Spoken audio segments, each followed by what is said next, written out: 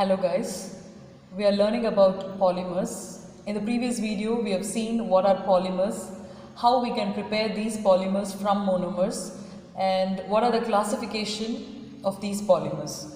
So in today's video we are going to see some commercially important polymers.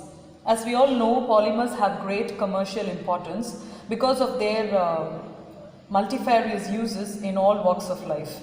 They are the chief products of modern chemical industry. So let's have a brief account of some of the commercially important polymers in today's video. So to make this study about the commercially important polymers easier, we can classify these polymers into two categories. One is addition polymer, the other one is condensation polymer. And you know what is an addition polymer and what is a condensation polymer, which I have taught you in the previous video. So today we are going to see the commercial uses of these polymers under these two topics, addition and condensation polymer. So first, under addition polymer we have a list of 9 polymers. Polyethylene, also called as polythene, polypropylene, also called as polypropene, polystyrene, neoprene, Buna S rubber, Buna N rubber, polyacrylonitrile, Teflon and PVC, which is called as polyvinyl chloride. So we will be seeing about 9 polymers under addition polymers, and under condensation polymers we have 7 polymers. Terylene, also called as Dacron, Glyptol, Nylon 66, Nylon 6, Nylon 2, Nylon 6, Bakelite and Melamine. So first let's start with addition polymer. Before moving on to this preparation of such polymers, I just want to give you an idea about the monomers that we would be using to prepare these addition polymers. Because once you know the monomers and how to write that monomers, then it would be very easy for you to write the polymers. So now I'll just show you how to write each monomer from one single monomer in an easy way. As I told you, for preparing those 9 addition polymers, these are the monomers that we will be using. So first one is ethene. You know what is the formula for ethene? When we say eth, there are 2 carbon atoms. When ene is written, then there is a double bond. So we are going to have 2 carbon atoms. Between that carbon atoms, there will be a double bond. So how can you write the formula of ethene? CH2 double bond CH2. So this is the formula of ethene. Next one is vinyl chloride. You know the formula of ethene. If you remove one hydrogen from here and replace it with Cl, which means chlorine, then that is called as vinyl chloride. So if you know the formula of ethene, you can write vinyl chloride. So CH2 double bond CHCl will be the formula of vinyl chloride. Same way, instead of this H, if you put a Cn, which is cyanide, then we call that as vinyl cyanide. CH2 double bond CH. Instead of that H, if you put Cl, it is vinyl chloride. If you put Cn, it is vinyl cyanide. Instead of that H, if you put C6H5 or a benzene ring, then we call that as styrene. Now I'll show you the formula of these monomers. So now look at this, vinyl chloride, instead of this H we have written a Cl. You can put the Cl here also. If you put it here, then it will be easy for you to write the polymer. When you write the products, it will be easy for you to write the polymers, so that you can move this double bond here, which forms a single bond. So now vinyl cyanide, instead of this hydrogen you are putting a Cn, then this is vinyl cyanide. See, from ethene we are deriving this. Again same ethene, instead of this hydrogen we are writing C6H5, or instead of the C6H5 you can represent it as a benzene ring also. So CH2 double bond CH benzene ring is what? Styrene. Now you take this ethene, what is the formula? CH2 double bond CH2. Instead of these 2 hydrogens and these 2 hydrogens, if you put F2, which is fluorine, then it is called as tetrafluoroethene or tetrafluoroethylene. So what will be the formula for tetrafluoroethene? CF2 double bond CF2. So instead of these 2 hydrogens and these 2 hydrogens, we are putting F. So the formula will be This is the formula of tetrafluoroethene, CF2. Tetra means 4. So we have 4 fluorines. So we call this as tetrafluoroethene. And again, come back to ethene. Instead of this double bond, you remove this double bond. On either sides, if you put OH, then we call that as ethylene glycol or ethane 1,2-diol. Ethane means 2 carbon atoms, 1,2-diol, which means 2 alcohol. So we are not going to replace any hydrogens. Instead, we are going to remove this double bond. We are going to just put one single bond, and this side a OH and this side a OH. Then we call that as ethylene glycol. So this is the formula for ethylene glycol. See, instead of the double bond, we have a single bond here. So instead of that, we have put one OH here and one OH here. And next, coming to propylene. You know, prop means 3 carbon atoms. You can take this ethylene, remove one hydrogen, everything else will be the same. Instead of that hydrogen, put a CH3 methyl group. Then we call that as propylene. This is the formula for propylene. See, CH2 double bond CH2. Instead of one hydrogen, we have written CH3 methyl group. Then we call that as propylene. Now look at the next one, butadiene. But means how many carbon atoms will be there? 4 carbon atoms will be there. Diene means it's a double bond. Diene means there are 2 double bonds. So for writing butadiene, you have to write 4 carbon atoms and 2 double bonds. We actually call this butadiene by the IUPAC name buta-1,3-diene. I'll show you the formula now. So butadiene, 1, 2, 3, 4 carbon atoms are there. Diene, 2 double bonds are here. So only possibility is these 2 positions. So CH2 double bond CH, single bond CH, double bond CH2. Just see. You write the mirror image of this. So CH2 here, CH, double bond CH, same way, the same CH, double bond CH2. So this is butadiene. Now look at this carbon. We have a hydrogen here. Here also we have a hydrogen. So you can remove any of this hydrogen and put a Cl here.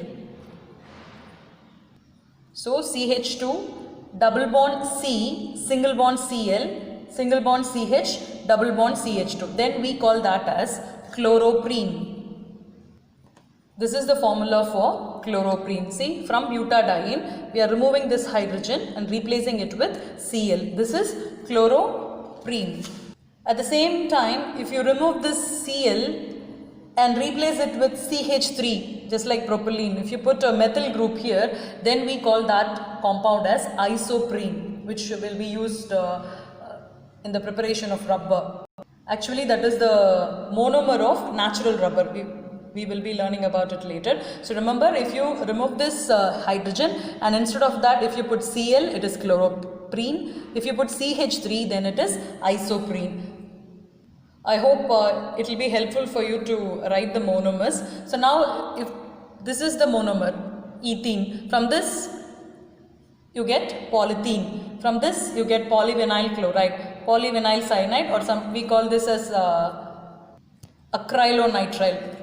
Vinyl cyanide is also called as acrylonitrile. So the polymer will be called as polyacrylonitrile. So from styrene, you get polystyrene. From this, you get polytetrafluoroethene. So like this, if you know the monomers, it will be easy for you to write the polymers. Now we will move on to the list of addition polymers. The first commercially important polymer that we are going to see now is polyethylene, or also called as polythene. There are 2 types of polythenes. One is high density polythene, the other one is low density polyethylene or polyethylene. Both are polymers of ethene. So the method of preparation will be different, but the starting monomer is the same in both the cases. So the first one is high density polythene. When the ethylene monomer is polymerized at 6 to 7 atmosphere pressure at 333 to 343 Kelvin in the presence of a catalyst called Ziegler-Natta, then we get high density polythene. Look here, this is the monomer N, CH2 double bond CH2. N means you are going to take more numbers of ethene. So now this double bond will go here as single bond. So what you will get, CH2 single bond CH2 bond, and this bond may be from another monomer. So we have to represent the bonds both the sides. So bond CH2 single bond CH2 bond, and that n times. This is the repeating unit. So in high density polythene, this is the repeating unit. In the case of low density polythene also, the repeating unit will be the same, but their method of preparation and the properties possessed by the resulting polymer are different. And the next one is low density polyethylene. If the ethylene is polymerized at a high pressure in the range of 1000 to 5000 atmospheres and at 520 Kelvin temperature in the presence of a trace of oxygen, then we get low density polythene or polyethylene. As I told you here, we are preparing polyethylene from ethylene, and the repeating units are same just like high density polythene, but their characteristics and properties are different. Now let's see the properties and uses of the high density and low density polythene. First, in the case of high density polythene, it possesses linear molecules with low branching. So these molecules can pack themselves easily. Obviously, the high density polythene can possess high density, that gives the name high density polythene. High density polythene is chemically inert, it is stiffer, harder, and it has great tensile strength.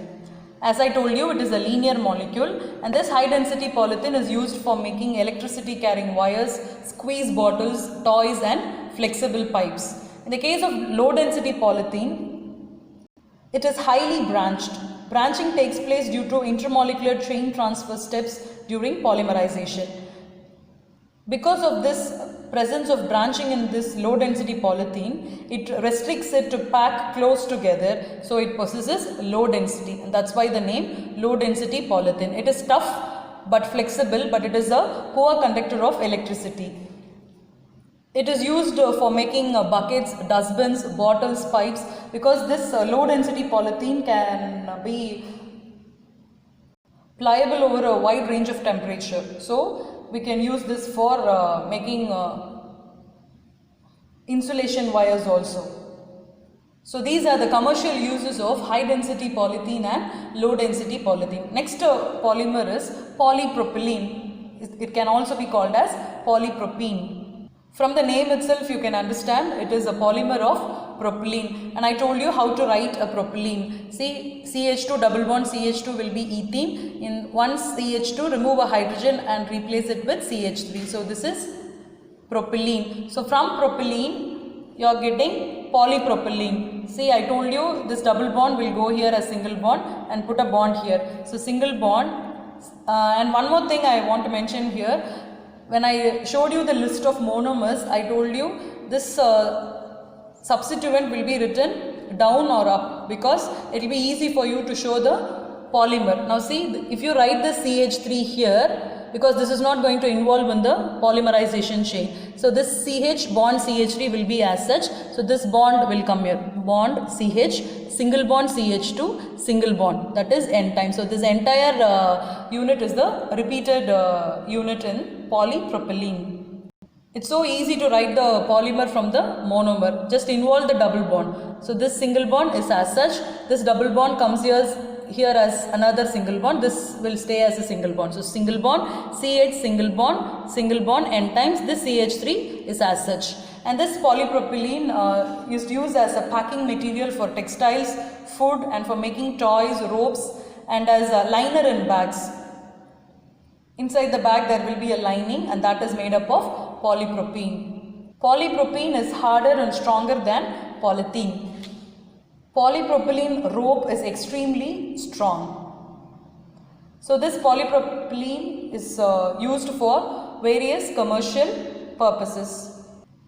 The next polymer is polystyrene, also called as styrene, and it is a polymer of styrene. So you have C6H5 instead of hydrogen and ethene. So this is styrene, formula for styrene. So when you polymerize this in the presence of a catalyst, you get polystyrene. Now see, I've told you this substituent, you write it on the top. So see, CH, here bond C6H5. So this bond CH, single bond CH2, single bond N times. So this will be polystyrene. And this polystyrene can be used for making hot drink cups, bottle caps, toilet articles, refrigerator parts, radio cabinets, television coils, wall tiles, toys, brush handles, combs, etc. And we know nowadays we are not supposed to use this polystyrene cups for drinking hot beverages. It's not good for health. So this is how we prepare polystyrene. And the next one is neoprene. Neoprene, it's a polymer of chloroprene. I told you how to write chloroprene from 1,3-butadiene. We call chloroprene as 2-chloro-buta-1,3-diene. So this part will be butadiene. Here we will have a H. Instead of that H, if you put a Cl, then we call this as chloroprene. So in the presence of peroxide, you get what? Neoprene. See, CH2, this double bond. I will show you for your understanding how to write these bonds in the polymers. When there is a double bond, see, if this is the double bond, this will come here and this double bond will come here. So what you will get, CH2, see CH2, I told you in the before this carbon you will put a single bond CH2, and this double bond has become a double bond here, so this becomes a single bond. So put a single bond C and Cl stays as such, and here you get a double bond because this bond is coming here. So double bond CH is written as CH, and again this double bond, one of the bonds come here, so this becomes a single bond. So single bond CH2, single bond N times. So this is the formula for the polymer neoprene. So it's very easy, as I told you. If you know the formula for the monomer, you can write the polymer easily. Neoprene is the polymer of chloroprene, and neoprene is resistant to vegetable and mineral oils. So it is used for manufacturing conveyor belts, hoses and gaskets. Even your sole in the shoes are made up of neoprene. So again, neoprene is also a commercially important polymer. The next commercially important addition polymer is Buna-S, and it is also represented as SBr. Buna-S is a copolymer of buta-1,3-diene and styrene. You know the formula for butadiene and also for styrene. Now I'll show you how to write the polymer Buna-S. So now look at this. This is the butadiene formula. CH2 double bond CH, single bond CH, double bond CH2. Don't forget to put this N every time. So these are the monomers, and the next monomer is styrene. I told you CH double bond CH2. In that CH benzene ring will be attached, and that is the formula for styrene. Remember to write this substituent below or above. So now what will happen? This monomer and this monomer, they are going to react together, which means they are going to polymerize to give you Buna-S. So how to write that polymer? Now again look here, we have a double bond. So this double bond comes here, and again this double bond comes here. So this single bond which is going to come here will join here. This is not going to take part, as I told you already. This will stay as a substituent. Again this double bond will come here. So what will be the polymer? How will you write? See, start with the bond. Bond CH2, single bond CH, double bond CH, single bond CH2, because this one bond is going here, and again put a single bond and write this CH. This C6H5 will be as such. So single bond CH, single bond CH2, bond. Close it, put N times. That will be the polymer. Now look here. CH2, single bond CH. You're getting a double bond because this is moving over here. Double bond CH, and again this bond moved here, so again you're getting a single bond here. So single bond CH2, and this double bond comes here, a single bond. So it's going to join here. So you get a single bond here. So single bond, this CH here, and C6H5 it's as such, and this double bond again becomes a single bond because it is moved here. So CH2 single bond N times. We have a mechanism to explain this. We are not going to see that now. So I am just giving you a shortcut method how to write this polymers. So this is Buna-S. In the name Buna-S, Bu stands for butadiene. Okay, and Na stands for sodium. What is the symbol for sodium? Na. So that Na stands for sodium. It is used as the polymerizing agent. And S stands for styrene, which is the another monomer. So it is also known as SBr, which means styrene butadiene rubber. This Buna-S rubber possesses great resistance to mechanical abrasion. So it is used in the manufacture of automobile tires and also in the manufacture of rubber soles. Next polymer is polyacrylonitrile. It is also called as Orlon or acrylon. From the name itself you can know it is a polymer of acrylonitrile. What is the formula for acrylonitrile? CH2 double bond CH2 is ethene. Remove one hydrogen and replace it with Cn.